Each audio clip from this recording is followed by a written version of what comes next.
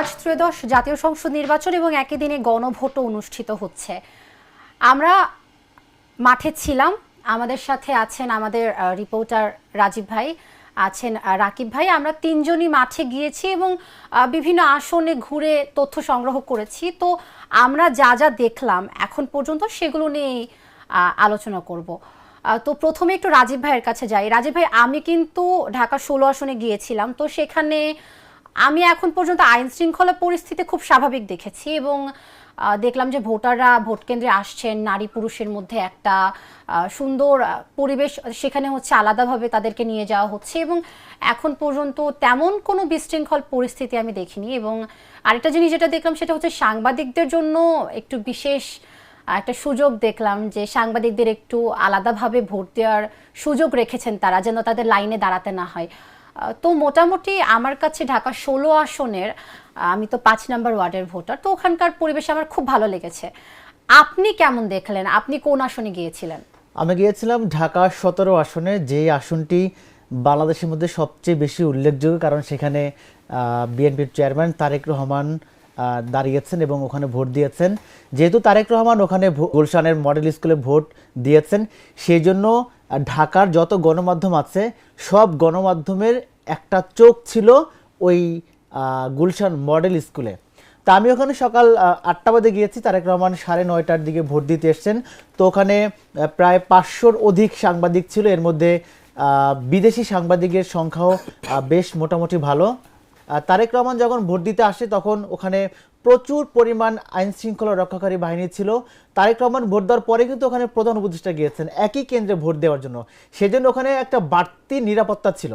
তো ওখানে এসএসএফ ছিল, সেনাবাহিনী ছিল, পুলিশ ছিল, আনসার ছিল, সবাই ছিল ওখানে। বিশেষ করে ওখানে যে ডিএমপির যে স্পেশাল হর্স স্কোয়াড, সেখান থেকে 6টা হর্স এনে কিন্তু ওখানে রাখা হয়েছে, যেন ভোটারদের আলাদা একটা নজর কাটতে পারে, সবাই যেন ভোট দিতে আসে। এবং ওই আসনটাতে বিএনপির যে চেয়ারম্যান তারেক রহমান, তার যে প্রতিদ্বন্দ্বী জামাতের খালেদুজ্জামান, তারও ওখানে মোটামুটি ভালো একটা ভোট ব্যাংক আছে বলে আমি যতটুকু জানি। কিন্তু তারেক রহমান যখন ভোট দিতে আসলেন তখন মানুষের উচ্ছ্বাসটা ছিল অনেক বেশি, সাংবাদিকরা এত পরিমাণে ছিল যে ওখানে তারেক রহমানের ফুটেজটা ঠিকভাবে আসলে নেওয়া যাচ্ছিল না। তো ওখানে ভোট দিতে মানুষ যারা গিয়েছে ওরা সুন্দরভাবে ভোট দিতে পেরেছে, যেহেতু ওরা গুলশানের একটা এলিট এলাকা, ওখানে সবাই যারা একটু একটু ভিআইপি ওখানেই তাদের বসবাস। তো তারা সকাল সকালে ভোট দিতে এসে কিন্তু ওখানে কোনো লাইন ছিল না। ওখানে স্বাভাবিকভাবেই একজনের পরে আরেকজন, মানে লাইনে লম্বা লাইনে দাঁড়িয়ে একটা ভোট দেওয়ার একটা থাকে না, ওটা ছিল না। একজনে গিয়েছে আবার বের হয়ে আরেকজনে ভোট দিয়েছে, মানে স্বাভাবিক ছিল, ভোট দেওয়া স্বাভাবিক ছিল। তো ওখানে ঢাকা 17 আসনে মোটামুটি ভালো একটা পরিবেশ ছিল ভোট দেওয়ার। তো আমরা রাকিবের কাছে একটু যাব, যে রাকিব, আপনি কোথায় ছিলেন এবং ওই আসনে কি দেখলেন? আমি ছিলাম ঢাকা 6 আসন ইশরাক হোসেনের, এবং ইশরাক হোসেন যে আসনটিতে আসলে ভোট দিবে সেই আসনটিতে আমি উপস্থিত ছিলাম। কামরুন্নেচা উচ্চ প্রাথমিক বিদ্যালয়ে যে কেন্দ্রটি ছিল সেখানে সকাল থেকেই ছিলাম আমি। সেখানে ভোট দেওয়ার আগ পর্যন্ত দেখেছি যে প্রায় ঘণ্টাখানিক ভালোই আমেজ ছিল, ভোটারদের উপস্থিতি ছিল, ভোটাররা এসেছে, অনেক ভোট দিয়েছে। কিন্তু 1-1.5 ঘন্টা পরে দেখা গিয়েছে যে আসলে অন্যান্য কেন্দ্রের মতোই আসলে আমরা দেখতে পেয়েছি, ঢাকার বাইরে যেগুলো আছে আমাদের চোখে পড়েছে সোশ্যাল মিডিয়াগুলোতে, একই চিত্র লক্ষ্য করা যাচ্ছে যে আসলে ভোটার উপস্থিতি কিছুটা কমতে শুরু করেছে। অন্যান্য জায়গায় অন্যান্য বছরের তুলনায় এর আগে যে নির্বাচনগুলো হয়েছে সেই নির্বাচনগুলোতেও কিন্তু আমরা দেখতে পেয়েছি যে আসলে ফুলফিল একদম ফাঁকা ছিল। ভোটের যে একটি কারচুপির অভিযোগ উঠেছে সেটি এখন নেই, কারচুপির অভিযোগ নেই, কিন্তু এখন মাঠ একদম খালি, ধরা চলছে মাঠ খালি। কিন্তু ছোট একটি বিষয়, যে জামাতের যে প্রার্থী আছে আব্দুল মান্নান, তার এজেন্টকে বের করে দেওয়ার একটা অভিযোগ উঠেছিল। সেখানে তাদের কর্মকর্তা যারা ছিলেন তারা এসে আসলে বিষয়টি আসলে গুজব যে রটানোর একটা বিষয়, সেই গুজব গুজবের মতো একটি কাজ করা হয়েছে ওখানে। পরবর্তীতে আমরা সাংবাদিক যারা ছিলাম তারা ভিতরে গিয়েছি, কথা বলেছি, জিজ্ঞেস করেছে আসলে এটা সত্য কি না, কিন্তু তারা বারবারই বলেছেন যে না, এখানে কোনো এজেন্টকে বের করে দেওয়ার কোনো ঘটনা ঘটেনি। এই ঘটনাকে কেন্দ্র করে আসলে ভোট কেন্দ্রের বাহিরে আমরা দেখতে পেয়েছি যে আসলে বিএনপির যে নেতাকর্মীরা ছিল তারা কিছুটা আসলে রাগান্বিত হয়েছে যে আসলে এমনি একটা প্রার্থীর উপর কেন এরকম দোষারোপ করা হবে। তো সব দিক থেকে বলা যায় যে আসলে সকালের যে ভোটার উপস্থিতি ছিল সেটা প্রায় ঘন্টা খানিক পরে সেই ভোটার উপস্থিতি আর লক্ষ্য করা যায়নি। তো এই যে জাতীয় সংসদ নির্বাচন তরুণদের যে একটা ভোটের যে একটা অপেক্ষা ছিল, তাদের আসলে কিরকম লক্ষ্য করলেন, আসলে তাদের উপস্থিতি কেমন ছিল? আসলে আমি তরুণদের উপস্থিতি পেয়েছি, আমি নিজেও ভোট দিয়েছি, তো আমি ভোট কেন্দ্রের ভেতরে দেখেছি যে তরুণ যারা নারী হোক পুরুষ হোক তাদের উপস্থিতি বেশ ভালো ছিল, এবং সেখানকার আইন শৃঙ্খলা বাহিনীর যারা সদস্যরা ছিলেন তারাও খুব সুন্দরভাবে মনিটরিং করছিলেন বিষয়টা, যেন সকলে খুব নির্বিঘ্নে ভোট দিতে পারে। তরুণদের মধ্যে একটা উচ্ছ্বাস দেখেছি, তারা ভোট কেন্দ্রের বাইরে দাঁড়িয়ে সকলে স্লোগান দিচ্ছে, বা যাদের যাদের পছন্দের দলগুলো আছে পছন্দের দলগুলোর নেতাদের নিয়ে কথা বলছে। আবার অনেকে আসছে যে যারা বিএনপির প্রার্থীর হয়ে কথা বলছে, অনেকে বলছে যে আপু ভোটটা বিএনপিকে দেবেন, কেউ কেউ বলছে ভোটটা জামাতকে দেবেন। একটা মানে উৎসব মুখর পরিবেশ দেখেছি আমি ঢাকা 16 আসনে। সবচেয়ে মজার বিষয় হচ্ছে যে অনেক তরুণ ভোটার ইন্টারভিউ করেছি, ওরা বলেছে যে এরকম ভোট আমি কখনো দেইনি, এর আগে ভোট হয়েছে কিন্তু ভোট দিতে পারিনি, এবার ভোট দিতে এসে যতটা আনন্দ পেয়েছি, যতটা সহযোগিতা পেয়েছি এরকম আগে কখনো হয়নি। তো তরুণদের মুখে আলাদা একটা উচ্ছ্বাস ছিল, ওরা নতুন একটা বাংলাদেশ চায় এই ভোটের মাধ্যমে। বাংলাদেশের যে ভোটের সংখ্যাটা আছে, মেজর একটা ভোটের পার্সেন্ট কিন্তু তরুণরা, এই তরুণরা যেদিকে ভোট দিবে সেই দিকে কিন্তু আগামীর বাংলাদেশ যাবে। তো তরুণদের যে ভোট দেওয়ার যে একটা প্রবণতা, অনেক তরুণ আছে আবার যে একটু বেলা করে ভোট দিতে আসে, সকালে একটু দেরি করে ঘুম থেকে ওঠে, ওরা হয়তো বা বিকালের দিকে আসে, বা দুইটার পরে, বা জোরে নামাজ পড়ে আসে, বা লাঞ্চ করে আসে। তো আপনি যেটা বললেন যে সকালে 1 ঘন্টার পরে ভোটের উপস্থিতি একটু কম। বাংলাদেশের মানুষ হচ্ছে একটু শৌখিন, বিশেষ করে শহরের, যেহেতু এখন আবার কাজ কাম নাই, একটু ঘুমালো বেলা করে, 10টার দিকে ঘুম থেকে উঠে তারপরে ফ্রেশ গোসল হয়ে ওরা বিএনপির পক্ষ থেকে কিন্তু বলা হয়েছিল যে তাহাজ্জুদের নামাজ পড়ে যেন ভোট কেন্দ্রে যায়। জনাব তারেক রহমান কিন্তু এই কথা বলেছিল। সেক্ষেত্রে আমরা দেখেছি যে আসলে ইশরাক হোসেন ওইখানে তো বলাই চলে যে একটি বিএনপির ঘাঁটি বলা চলে, তো সেই ক্ষেত্রে বলা যায় যে আসলে ভোটার উপস্থিতি তুলনামূলক কিন্তু কম। এবং আপনাদের কাছে আমি আরেকটা প্রশ্ন করতে চাই যে সেখানে কোনো প্রতিবন্ধী কোনো ভোটার পেয়েছেন কিনা, তাদের জন্য আলাদা কোনো ব্যবস্থা করা হয়েছিল কিনা, আপনাদের চোখে পড়েছে কিনা যদি একটু জানান। আচ্ছা, আমি এখন পর্যন্ত কোনো প্রতিবন্ধী ভোটার দেখিনি, আমার চোখে পড়েনি। আচ্ছা, আমি আপনাদের দুজনের কাছে একটা প্রশ্ন করতে চাই। এই বছর মানে এই নির্বাচনে কিন্তু অনেক নতুন ভোটার আছে যারা প্রথমবার ভোট দেবেন, আবার অনেকে এমন আছেন যারা আগে আইডি কার্ড পেয়েছে বাট এবারই তাদের প্রথম ভোট।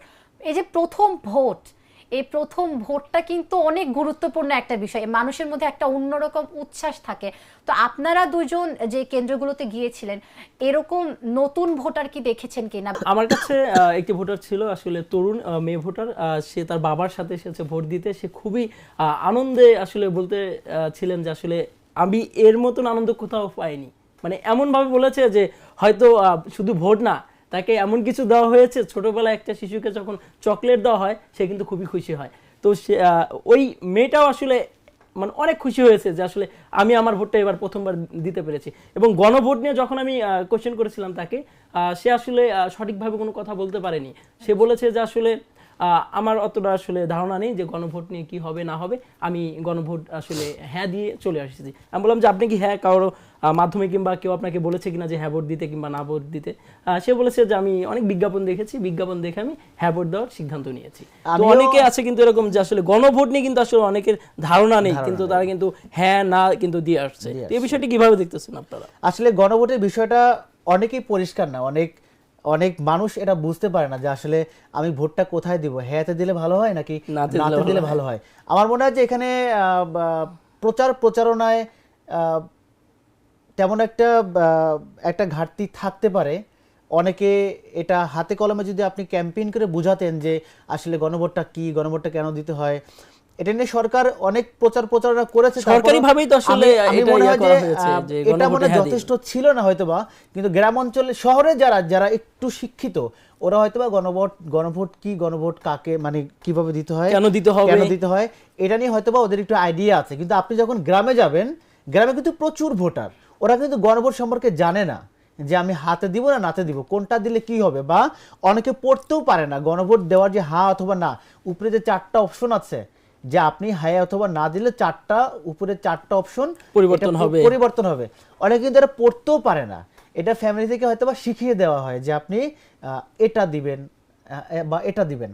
তো এটা কিন্তু একটা বড় একটা প্রতিবন্ধকতা বলবো আমি, যে আসলে গণভোটটা সঠিকভাবে ইচ্ছা মতো যদি দিয়ে আসে সেটা একটা বিষয়, আর যদি মনের বিরুদ্ধে আরাধনা শিখানো কথা দিয়ে আসে সেটা আর একটা বিষয়। তো গণভোট নিয়ে কিন্তু মানুষ তার সঠিক যে মতামত এটা কিন্তু অনেকেই প্রকাশ করতে পারেনি শুধুমাত্র না বোঝার কারণে। আমি এমন ভোটারের সাথে কথা বলেছি তারা কিন্তু আসলে ভোট দিয়েছে কিন্তু গণভোটে কোনো ভোট দেয়নি। আমি একটা জিনিস লক্ষ্য করেছি যে মেট্রো রেল থেকে শুরু করে বিভিন্ন সরকারি যানবাহনগুলো, ইভেন রাস্তায় বিল বোর্ডে কিছু কিছু জায়গায় দেখলাম রাস্তার মাঝখানে হ্যাঁ ভোটকে সাপোর্ট করুন বা হ্যাঁ ভোটের পক্ষে, এরকম অনেক প্রচারণা করেছে।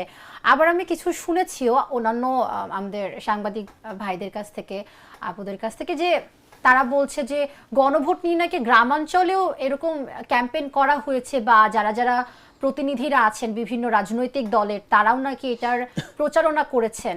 এবং সরকারিভাবে তো দেখা যায় যে প্রধান উপদেষ্টা অনেকবার ভাষণ দিয়েছে, ক্যাম্পেইন করেছে, সেটা হচ্ছে জেলা পর্যায়ে উপজেলা পর্যায়ে। আপনি গ্রাম পর্যায়ে যে ক্যাম্পেইনটা করা দরকার আমার মনে হয় সেইখানে ঘাটতি আছে।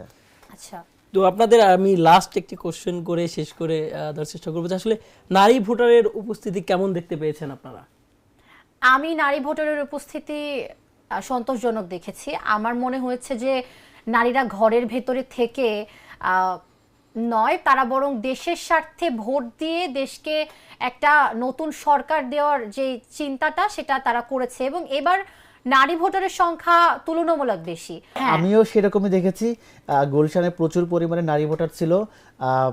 তারা একটু বয়স্ক ভোটার বেশি ছিল তরুণদের তুলনায়। তো প্রচুর পরিমাণে নারী ভোটার দেখেছি, যেগুলো পুরুষের তুলনায় অনেকটা বেশি। নারীরাও চায় একটা পরিবর্তন, নারীরাও চায় সুন্দর একটা বাংলাদেশ। বিশেষ করে নারীরা তাদের অধিকার ফিরে পেতে চায়, সেজন্যই তারা তাদের মূল্যবান ভোট দেওয়ার জন্য সকাল সকাল চলে এসেছে। নারীরা কিন্তু অনেক জায়গা থেকে বঞ্চিত, তারা আর বঞ্চিত হতে চান না। বিভিন্ন দল নারীদের জন্য কাজ করার জন্য বিভিন্ন প্রতিশ্রুতি দিয়েছেন, সেই প্রতিশ্রুতিকে নারীরা বিশ্বাস করেই বিভিন্ন দলকে ভোট দিচ্ছে। নারীরা যেন আর অবহেলা পাত্র না হয়, বা নারীরা যেন পিছিয়ে না থাকে, নারীরা যেন সামনে এগিয়ে যায়, সেই জন্য নারীরা তাদের ভোট প্রয়োগের মাধ্যমে নতুন একটা সরকারকে ক্ষমতায় আনতে চায়। নারীরা আরেকটি বিষয় চেয়েছে যে আসলে যেন নিরাপদ আসলে ভাবে যেন চলাফেরা করতে পারে, তাদের এর দাবিটাও কিন্তু আসলে ছিল তাদের ভিতর। তো সব মিলিয়ে আমরা যে বুঝতে পারলাম যে এবারের নির্বাচনটা যেমন উৎসব মুখর হচ্ছে তেমন একটা চ্যালেঞ্জিংও, যে এবারের নির্বাচনে আসলে কারা ক্ষমতা আসবে এটা একটা বড় বিষয়, মানুষের মধ্যে একটা প্রশ্ন রয়েছে। কিন্তু আমাদের তিনজনের কথার মধ্যে কিন্তু আমরা এটাই বুঝলাম যে নির্বাচন বেশ উৎসব মুখর হচ্ছে, এবং আমরা এখন পর্যন্ত কোনো বিশৃঙ্খলা দেখতে পাইনি। তো আমার মনে হয় যে পরবর্তীতে যারা ভোট দিতে আসবে বেলা বাড়ার সাথে সাথে আরো শৃঙ্খলভাবে, আরো নিরাপদভাবে সাধারণ জনগণ ভোট দিতে পারবে। আমরা যে ডিসকাশনটা করলাম বা আমরা যে ভোট নিয়ে কথা বললাম, এখান থেকে আমরা অনেক কিছু জানতে পারলাম, আপনাদের থেকে অনেক কিছু জানতে পারলাম, আপনারাও হয়তো বা আমার কাছ থেকে কিছু জানতে পারলেন। তো আজকের মতো এখানেই আমরা আমাদের ভোট নিয়ে আলোচনাটা শেষ করছি।